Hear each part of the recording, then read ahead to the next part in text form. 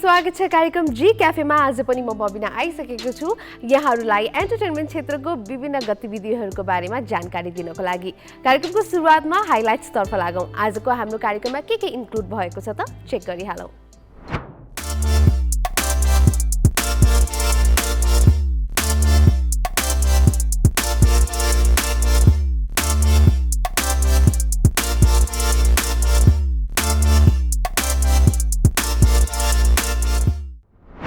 यो हाइलाइट्स पछि अब हामी कुराकानी गरौँ चलचित्र क्षेत्रको। आफ्नो देशको कथा कसलाई मन पर्दैन र? आफ्नो देशको माटोको सुगन्ध आउने कथा कसले खोजेको हुँदैन र? नेपाली दर्शकहरू पनि वर्षौंदेखि मौलिक कथाको खोजीमा छन्। मौलिक कथा भएको चलचित्र हेर्ने चाहना कहिलेकाहीँ पूरा नभएको चाहिँ होइन।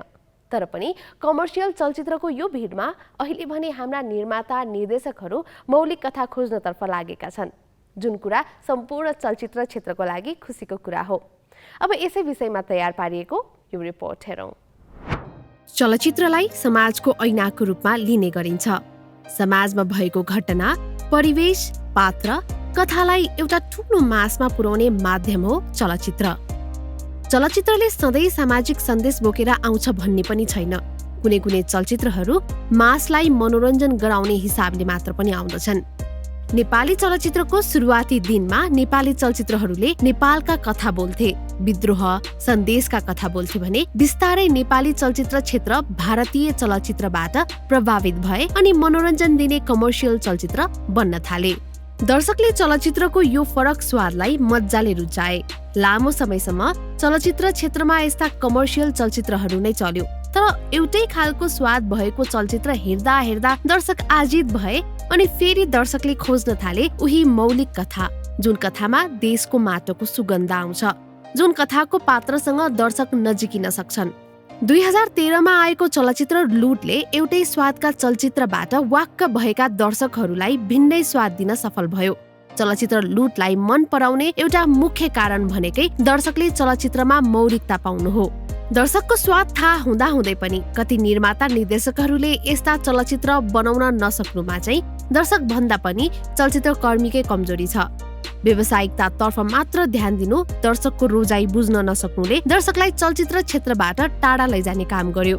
तर जब जब कुनै निर्माता निर्देशकले मौलिक कथा लिएर आए, दर्शकले त्यो कथालाई, त्यो चलचित्रलाई आँखा चिम्लेर माया गरे। कबड्डीमा काजीको पात्रको कथा, जात्रामा फणीन्द्र, पशुपति प्रसादमा पशुपतिको, बुलबुलमा रामकलाको कथालाई दर्शकले निकै माया दिए। बच्चाला, टलकजङ भर्सेस टुल्के, कालोपोथी, सेतो सूर्य जस्ता चलचित्रहरूले नेपालको वास्तविक स्थितिलाई छलङ्ग बनाउन मद्दत गर्यो। अनि त्यस्तै खालका चलचित्रको अपेक्षा दर्शकलाई नेपाली चलचित्र क्षेत्रबाट पनि भइरह्यो। नेपालमा मात्र नभएर हाम्रै छिमेकी मुलुक भारतको कुरा गर्ने हो भने त्यहाँ पनि अहिले कमर्सियल चलचित्र भन्दा मौलिक चलचित्रलाई दर्शकले माया गरेको देख्न सकिन्छ। पुरै सानो गाउँको सानो पात्रको कथा प्रस्तुत गरेको चलचित्रहरूले करोड करोड कमाएको हामीले सुनेको पनि छौं। मनोरञ्जन क्षेत्र परिवर्तित भएकै राम्रो भन्ने सन्देश यहाँबाट पनि बुझ्न सकिन्छ। नेपाली चलचित्र क्षेत्रमा अहिले मौलिक कथा भन्ने लहर लागेको छ भन्दा पनि फरक नपर्ला। हालै सार्वजनिक भएको चिसो मान्छे चलचित्रको टिजरले कर्णालीको कथा बोलेको छ। त्यहाँको लवज, त्यहाँको पहिरन, त्यहाँको रहन सहनसँग नजिक हुने मौका दिएको छ। त्यस्तै हालै सार्वजनिक भएको प्रकाश चलचित्रको टिजरमा पनि दुर्गम गाउँको एक पात्रसँग नजिक गराउने कोसिस चलचित्रले गरेको छ।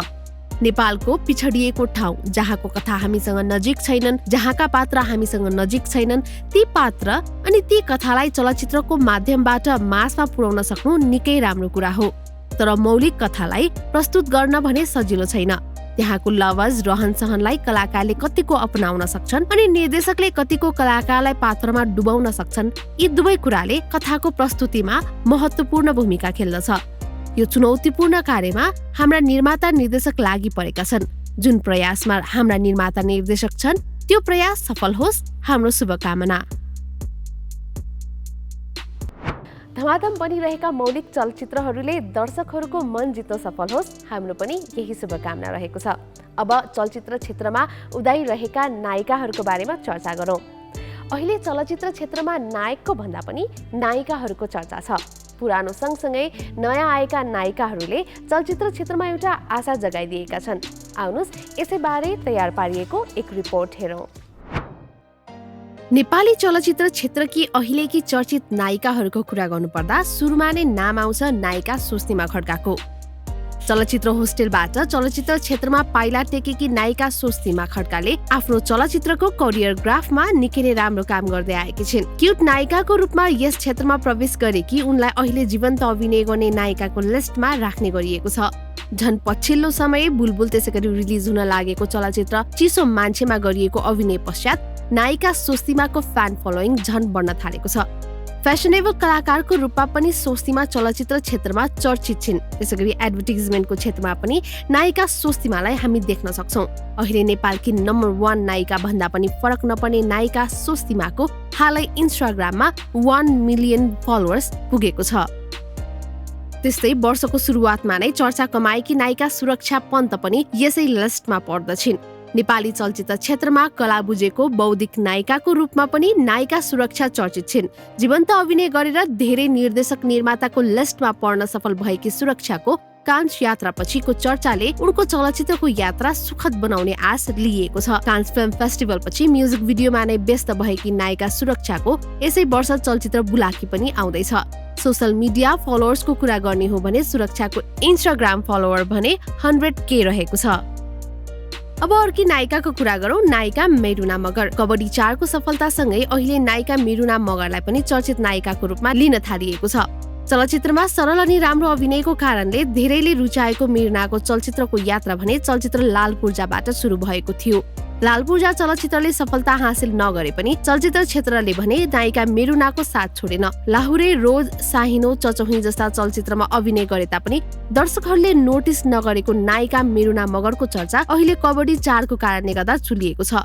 छोटो समयमा नै चलचित्र क्षेत्रमा आफ्नो नाम जमाउन सफल भएकी नायिका मेरुना मगरको फिल्मी भविष्य भने राम्रो भएको निर्माता निर्देशक बताउँछन्।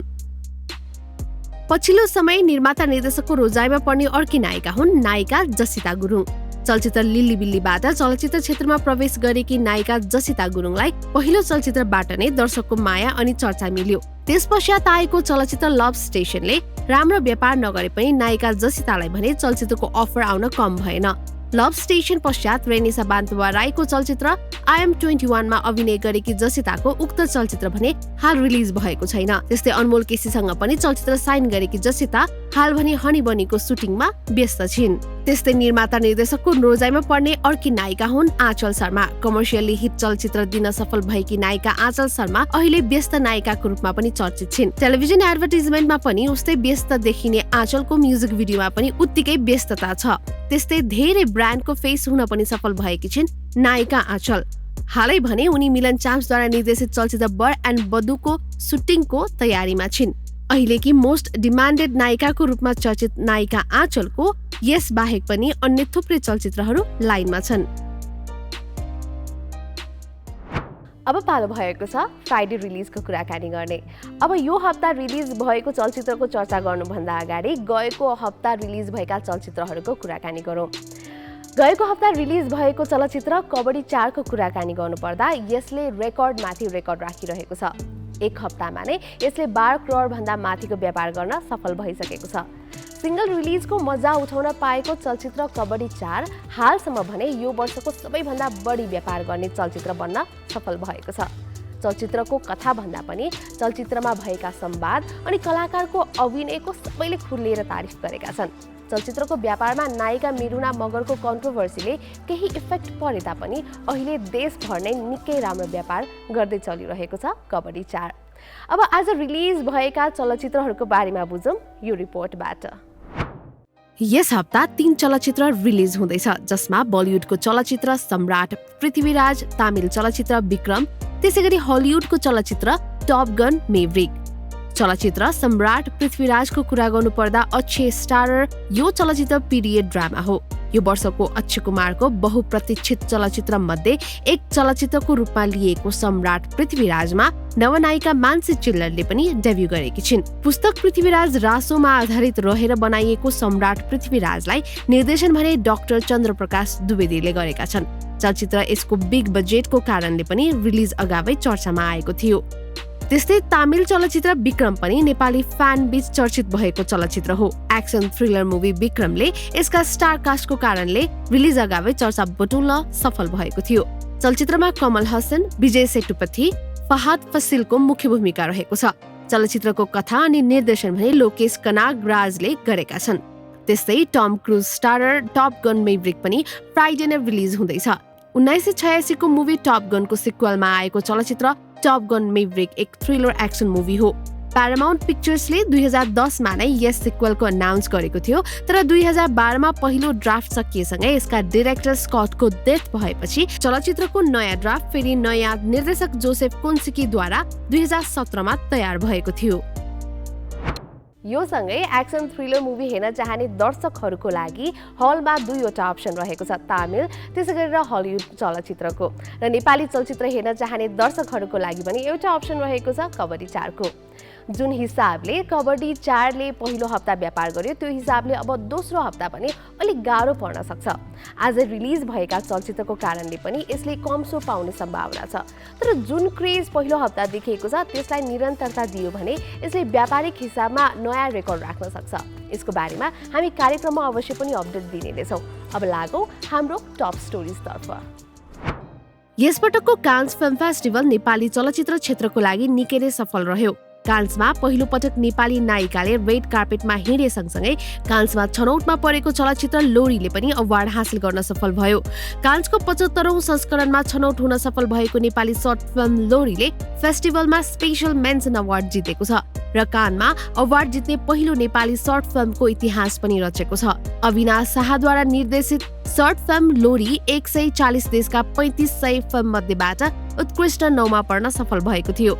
सर्ट फिल्म विधामा पाम डी आरका लागि प्रतिस्पर्धामा रहेको फिल्मले जुरीबाट स्पेशल मेन्सन अवार्ड प्राप्त गरेको हो। 14 मिनेट लामो फिल्मले नेपालको पितृसत्तात्मक समाजको विषयवस्तुलाई उठान गरेको छ र फिल्ममा बाल विवाहको कथालाई प्रस्तुत गरिएको छ। भाद्र 31 बाट प्रदर्शन मिति तोकेको चलचित्र बाबरीको टिजर सार्वजनिक भएको छ। सार्वजनिक टिजरमा नायक धीरज मगर अनि नायिका अदिति बुढाथोकीलाई देख्न सकिन्छ। चलचित्रलाई निर्देशन भने सुरेन्द्र पौडेलले गरेका छन्।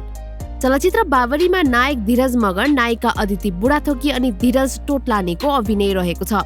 इन्स्टाग्राममा सबैभन्दा बढी फलोअर्स भएको नेपाली नायिकाको लिस्टमा अदिति पनि पर्दछिन्। चलचित्र क्रीबाट चलचित्र क्षेत्रमा पाइला टेकेकी नायिका अदितिको यो दोस्रो चलचित्र हो।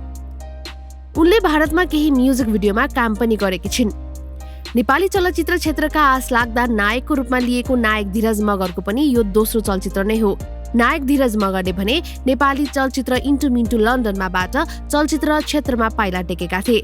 त्यसैगरी अर्का नायक धीरज टोटलानीको कुरा गर्नुपर्दा उनी चर्चित नायिका तृप्ति नाटकरको छोरा हुन्। उनी यही चलचित्रबाट नेपाली रजत पटमा प्रवेश गर्दैछन्।